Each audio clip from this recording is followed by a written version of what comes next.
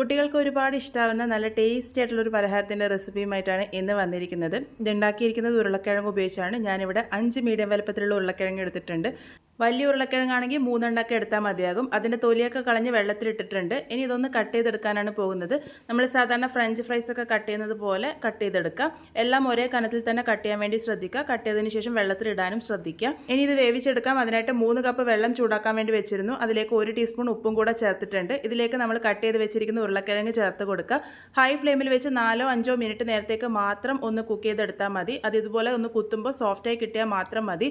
അതിലത്തെ വെള്ളമൊക്കെ മാറ്റിയിട്ട് ഇതുപോലെ ഒരു പാത്രത്തിലേക്ക് ഇട്ട് കൊടുത്തിട്ടുണ്ട്. ഇതിലേക്ക് 2 ടേബിൾ സ്പൂൺ നല്ല ഫൈൻ ആയിട്ടുള്ള അരിപ്പൊടിയും 2 ടേബിൾ സ്പൂൺ കോൺഫ്ലവറും കൂടെ ചേർത്ത് കൊടുത്തിട്ടുണ്ട്. ഇതിലേക്ക് 1/2 ടീസ്പൂൺ ഉപ്പും 1/2 ടീസ്പൂൺ കാശ്മീരി ചില്ലി പൗഡറും ചേർത്ത് കൊടുക്കാം. ഇതിൻ്റെ കൂടെ തന്നെ 1 ടേബിൾ സ്പൂൺ ഷേസ്വാൻ സോസും കൂടെ ചേർത്തിട്ടുണ്ട്.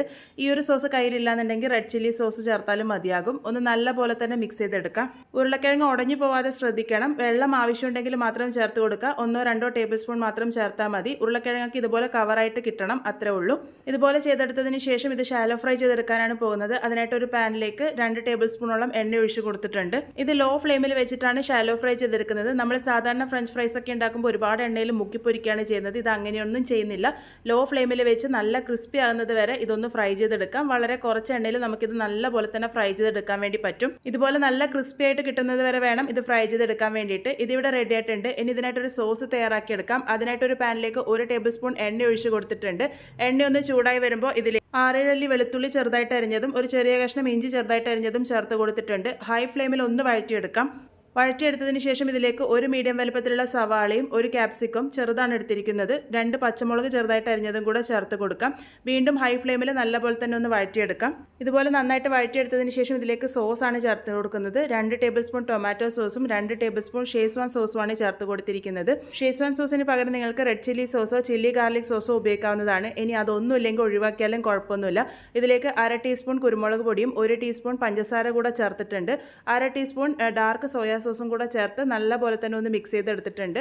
ഉപ്പ് നോക്കിയിട്ട് ആവശ്യമുണ്ടെങ്കിൽ മാത്രം ചേർത്ത് കൊടുക്കാം. ഇതിലേക്ക് നമ്മൾ വറുത്ത് മാറ്റി വെച്ചിരിക്കുന്ന ഉരുളക്കിഴങ്ങും കൂടെ ചേർത്ത് നല്ല പോലെ തന്നെ ഒന്ന് കോട്ട് ചെയ്തെടുക്കാം. ഹൈ ഫ്ലെയിമിൽ വെച്ച് 1 മിനിറ്റ് നേരം നല്ല പോലെ തന്നെ ഒന്ന് സോട്ട് ചെയ്തെടുത്താൽ മതി. ഇതിപ്പോൾ പാകത്തിന് റെഡി ആയിട്ടുണ്ട്. ഉരുളക്കിഴങ്ങൊക്കെ സോസിൽ നല്ല പോലെ തന്നെ കവറായിട്ട് വന്നിട്ടുണ്ട്. ഇതിലേക്ക് ഏറ്റവും അവസാനമായിട്ട് കുറച്ച് വെളുത്ത എള്ളും കൂടി ഇട്ട് കൊടുത്തിട്ടുണ്ട്. കയ്യിലുണ്ടെങ്കിൽ മാത്രം ചേർത്ത് കൊടുത്താൽ മതി. നിങ്ങൾക്ക് ഈ സമയത്ത് സ്പ്രിംഗ് ഓനിയൻ വേണമെങ്കിലും ചേർത്ത് കൊടുക്കാവുന്നതാണ്. ഇതിൽ പറഞ്ഞിരിക്കുന്ന ഷേസ്വാൻ സോസിന് പകരം നിങ്ങൾക്ക് 2 തക്കാളിയും കുറച്ച് വറ്റൽമുളകും എരിവിന് പാകത്തിന് കുറച്ച് വെളുത്തുള്ളിയും ഒക്കെ ചേർത്ത് വെള്ളത്തിൽ നല്ലപോലെ തിളപ്പിച്ചെടുത്തതിന് ശേഷം അരച്ചിട്ട് നല്ല പേസ്റ്റ് ആക്കിയിട്ട് വേണമെങ്കിലും ചേർത്ത് കൊടുക്കാവുന്നതാണ്. നല്ലൊരു ഫ്ലേവർ കിട്ടും. എന്തായാലും ഈ റെസിപ്പി ട്രൈ ചെയ്ത് ഫീഡ്ബാക്സ് ഒക്കെ പറയാൻ വേണ്ടി മറക്കരുത്.